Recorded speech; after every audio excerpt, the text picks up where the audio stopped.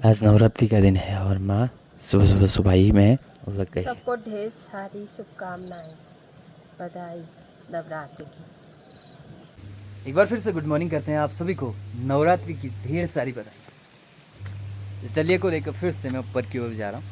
बाकी इस डलिए के बारे में मैंने ढेर सारी वीडियोएं डाल रखी हैं, आप जाकर देखिए कि इसकी कहानी कैसी है, क्या क्या होता है इसके साथ। आज कुछ अलग होने वाला है।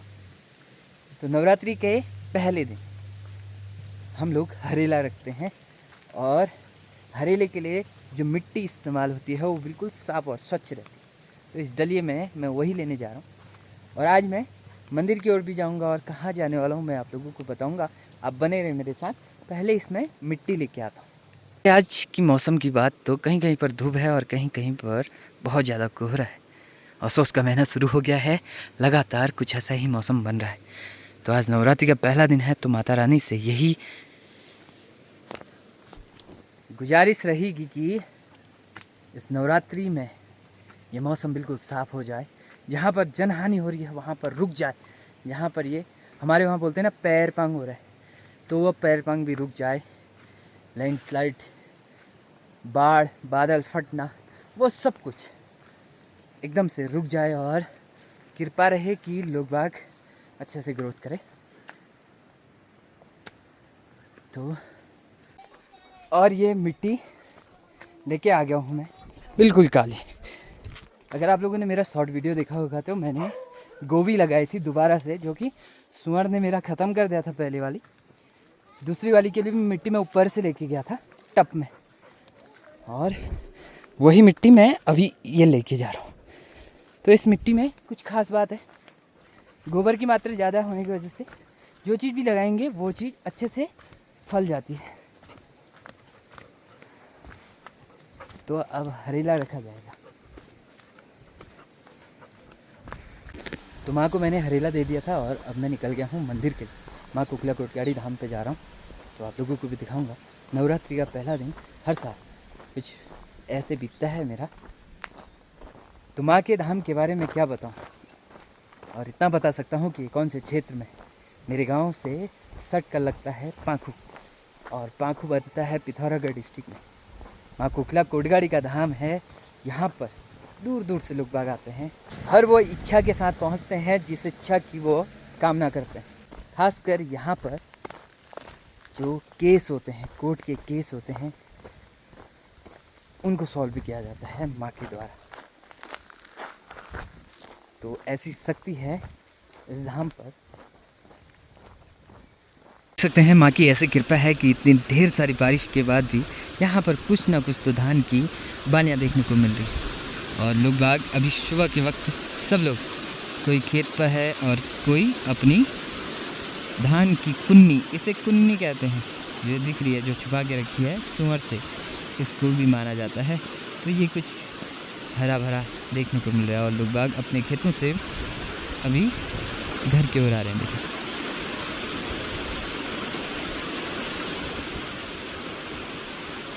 और इस बार तो काफ़ी ज़्यादा नुकसान हो गया है बारिश और जंगली सूअरों की वजह से। जंगली जानवर, सूअर ही नहीं, बंदर भी यहाँ पर काफ़ी ज़्यादा हैं। तो जिसकी वजह से जो अनाज की पैदावार होती थी वो भी कम होने लगी। फिर भी इस एरिया में देखने को मिल रहा है, वो सब माँ की कृपा है।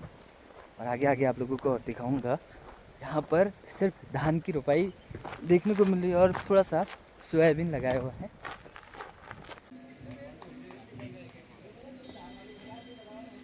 आते ही माँ के दर्शन करने हैं और काफ़ी ज़्यादा भीड़ है। आज तो महिलाएं अलग और पुरुष अलग लाइन बना कर लगे हैं। तो ऐसा ही आप लोगों को नज़ारा देखने को मिलेगा माँ के इस दिव्य दरबार पर। तो अभी तो शुरुआत है, अब देखो क्या होता है।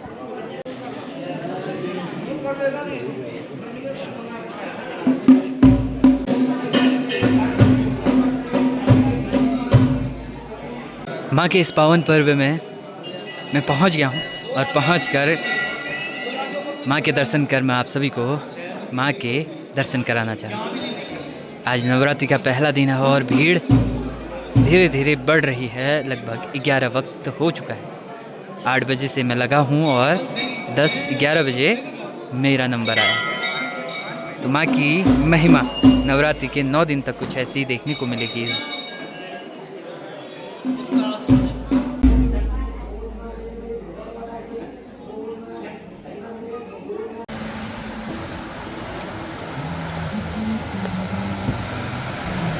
तो मंदिर से निकलने के बाद घर पहुंच गया हूं और घर में ढेर सारा काम मेरा इंतज़ार कर रहा है। अभी घर पहुंचा ही हूं तो माँ बोल रही है कि अब भैंस के लिए थोड़ा बहुत घास लेके आना है, तो उसको थोड़ा सा काम कर लेते हैं, फिर उसके बाद आप लोगों तक ये व्लॉग भी पहुंचाना है, ये बहुत कुछ काम करना है।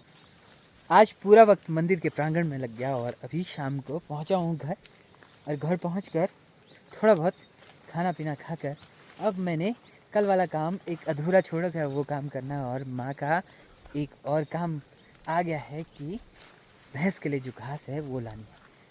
तो ये वाला काम है, जो ये वाला काम है वो मैंने पूरा करना है।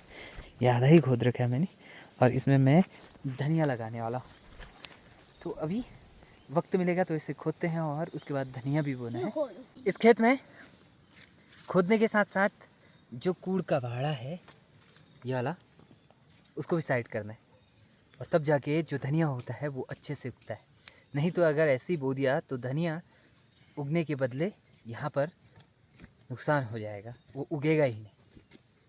तो जितनी भी खरपतवार है वो निकालनी पड़ेगी, और उसके बाद बोना पड़ेगा। तो अभी मैं लग गया हूँ, फिर उसके बाद अभी धीरे धीरे आप लोगों को दिखाऊंगा, बताऊंगा कि धनिया भी बोया जाता है। शाम का वक्त है और मैं घास लेने आ गया हूँ, थोड़ी बहुत मम्मी की मदद करनी है। मम्मी आ गई है घास लेने के लिए मेरी मदद करने, और शाम हो चुकी है लगभग। जो धूप है वो निकल गई है पूरी जगह से।